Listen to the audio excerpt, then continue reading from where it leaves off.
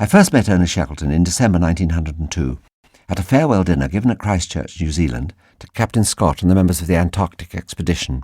About 5 feet 10 inches in height, lithe, active, yet strongly built, with shoulders of exceptional breadth and strength. A keen, bright, clean-shaven face. At first glance, almost a hard face, by reason of the very determined lines of the mouth, and the conspicuous squareness of a strong, massive chin. But the next moment one was conscious of a merry twinkle in the eye, and just a suspicion of a humorous smile lurking in the corners of the mouth.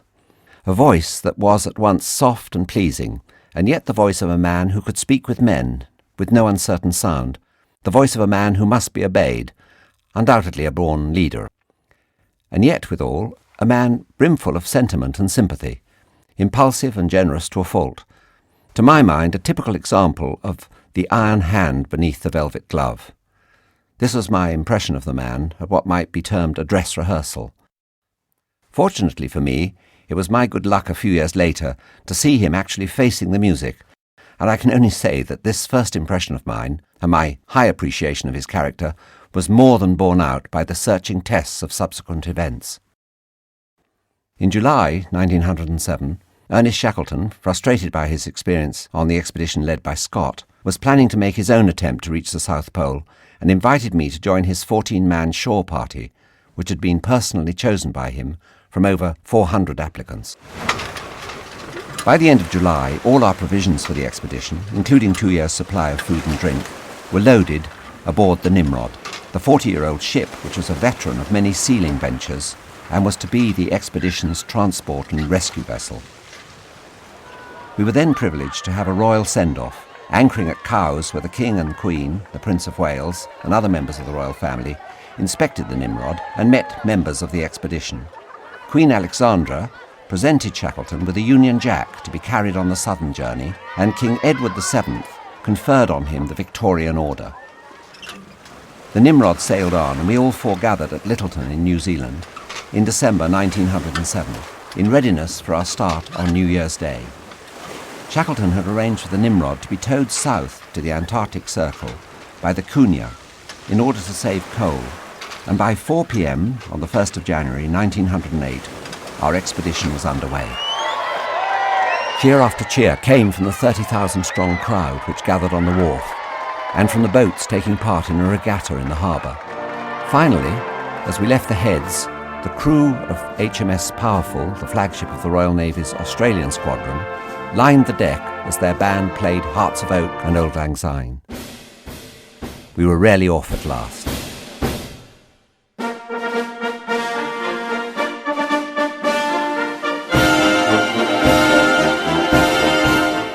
All too soon, we hit the bad weather of the Southern Ocean, with big seas rolling and breaking over the Nimrod. We were soon wet through, not to be properly dry again for the next fortnight. As the weather grew steadily worse, with 42-foot waves and hurricane-force winds, we couldn't stand upright on deck and were practically lying down at times. The angle of the deck was so steep. Even the mastheads of the gallant Cunha disappeared from view beneath the waves. It was a relief to get into calmer water and dry out, and on the 14th of January we sighted our first iceberg. It was 150 feet high and some 450 feet long, and was about 2.5 miles away as we passed it. The following morning the ice floe was in sight, and it was time for the Cunha to drop the Nimrod after a tow of 1,510 miles, a record in towage for a ship not built for the purpose. As she steamed away, we spent a long afternoon struggling to get on board the 140 fathoms of cable and 30 fathoms of wire that were hanging from the bows. Fearfully hard work on one's back and arms. As we were working, some whales came quite close to the ship, one so close we could see its blowpipe. By January the 17th, we'd come through 100 miles of icebergs and were in the Ross Sea. However, Shackleton's original plan for us to dock on King Edward VII's land was blocked by ice, and we had to set a new course from McMurdo Sound, finally arriving at Cape Royds on the 3rd of February. The next 3 weeks were spent on the long job of landing all our stores and equipment. A site was fixed for the hut and the dogs and ponies taken ashore. We'd brought with us some of the hardy ponies used in North China and Manchuria, and bred to haul heavy loads in low temperatures. and a team of 9 Siberian dogs which, with the arrival of several litters of puppies, swelled in number to 22. An unusual addition was a motor car, a 1225 horsepower new Arrol Johnston, fitted with a specially designed air-cooled 4-cylinder engine and Sims-Bosch magneto-ignition.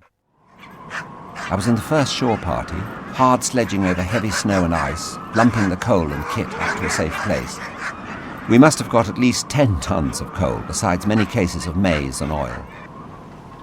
Before we'd been 10 days ashore, the hut was practically completed, but in the meantime, storm and blizzard had buried the rest of the stores at Cape Royds under 5 or 6 feet of frozen seawater.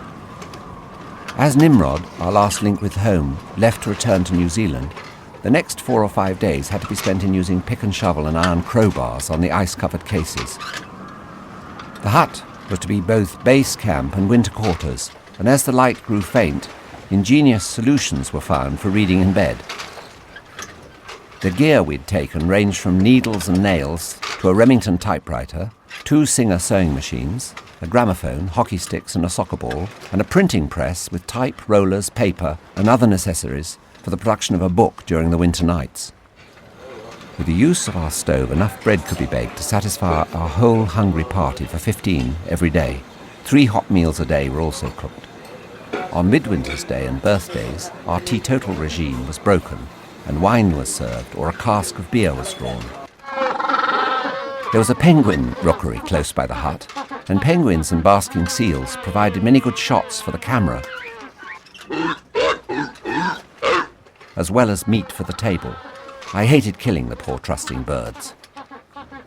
While there was still open water in the bay, we could watch the seals, which, like the penguins, gave us much pleasure, but also provided us with meat, and I had my first taste of seal sausage. Seal blubber was also used for fuel. In March, I was one of the support party for an ascent of Mount Erebus, the 13,000-foot volcanic mountain which towered above our base camp and had never been climbed before. All had gone well until the evening of March the 7th, when we were camped about 8,750 feet above sea level. A fierce southeast wind and blizzard swept down on us, and I spent my 21st birthday fighting to keep our tents down as we clung to the mountainside, huddled in our sleeping bags in temperatures of minus 20 degrees Fahrenheit. After another day of these conditions, we were able to continue the climb, but my feet became severely frostbitten, and I had to miss reaching the top with the active crater. By the time we slid literally back down the mountain, my foot was a horrible sight, all black, red and green and all blown up. I hoped I would not have to lose it. Most of us at one time or another had wounds and bruises which were attended to by Dr. Marshall in his efficient but makeshift dispensary, and now it was my turn. He decided it was necessary to amputate my big toe. I was put under chloroform, and I'm told the operation was witnessed by an interested and sympathetic audience. After the bone was removed, Shackleton generously moved me into his room in the hut to recuperate. During the winter polar months, and as I began to recover, he gave me the task of digging an ice shaft in the Blue Lake, which could be used to take temperature and get fossil specimens from the floor of the lake. By the time I'd finished, the shaft was 11 feet deep, and it was possible to take readings down to 21 feet. In the polar spring and summer of 1908 to 1909, 3 sledging parties left winter quarters. The southern party, led by Shackleton, was to make the final assault on the pole and attain the most southerly latitude then ever reached by man, only 97 miles from the South Pole. The northern party reached the South Magnetic Pole for the first time. I was one of the western party, which surveyed the mountain ranges west of McMurdo Sound. Before we left on these ventures, Shackleton wrote us his final orders. Strictly private and confidential until return of the expedition to the United Kingdom. My dear Brocklehurst, in view of the possibility of my non-return from the southern sledge journey, I put into writing my promise to you. You're to have the bitch Queenie, and if I do not return, the small puppy Wolf also. All clothing, bedding, personal gear given out to you is your own property. You're to have a one-man sleeping bag. On return of the expedition, I will give you the signed portrait of Her Majesty the Queen, and if my wife does not wish to keep the one of His Majesty the King, you're to have that also. If I do not return, both portraits are to be your property at the close of the expedition. Yours very sincerely, Ernest Shackleton. P.S. You're also to have a pair of skis and one sledge. one Primus, and one case marked with British Antarctic expedition with photo gear. Our survey of the Western Mountains threw up some new information on the geology of the area, and was without incident until on our way back to base when we narrowly escaped disaster. We were carried out to sea on an ice floe with only 2 days' provisions and surrounded by killer whales. As we heard the sounds of the ice splitting, the floe grounded against a glacier for long enough to allow us to leap ashore at a spot where we were later picked up by Nimrod, which had returned to Antarctica to rescue us. We sailed on to rendezvous with the northern sledging party, and after some days caught sight of some figures and a black flag on the Dragolski barrier. Nimrod fired a shot, at the sound of which 3 men ran out. One of them fell down a crevasse in his hurry to reach the shore and had to be hauled out. They were in a very bad state and fearfully weak, having reached the South Magnetic Pole after a 1,400-mile sledge journey, living on blubber. We then waited anxiously for the return of the Shackleton-led southern party. The Nimrod dare not remain for much longer in the pack ice. They had been given up for lost, and we were about to send out a search party when they were sighted and welcomed aboard the Nimrod. Shacks told us they had got to within 97 miles of the South Pole, and it was now proved that the pole was on a plateau, some 12,000 feet high. For the return journey, Nimrod was forced by the weather to anchor a short distance from the shore, and everything had to be lowered into the boats, including the dogs. This proved a hazardous operation when the boat I was in lost an oar, and the force of the sea dashed us under the projecting ice foot.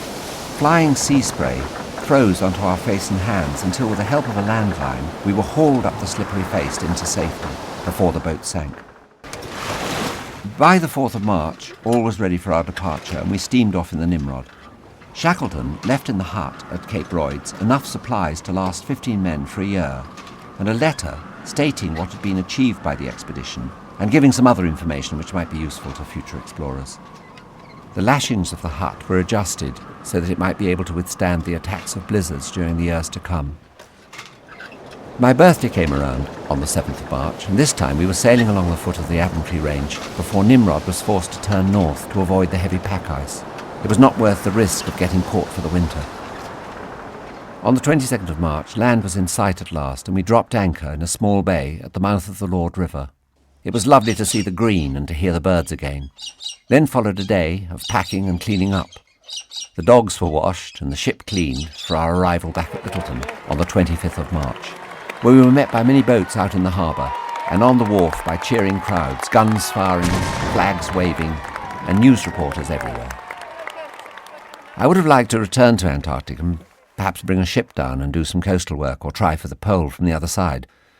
But the First World War put paid to my chances of joining Shackleton's next and final expedition. However, as he himself said, the stark polar lands gripped the hearts of the men who lived on them in a manner that can hardly be understood by people who've never got outside the pale of civilization. Men go out into the void spaces of the world for various reasons. Some are actuated simply by a love of adventure. Some have the keen thirst for scientific knowledge. Others again are drawn away from the trodden path by the lure of little voices, the mysterious fascination of the unknown.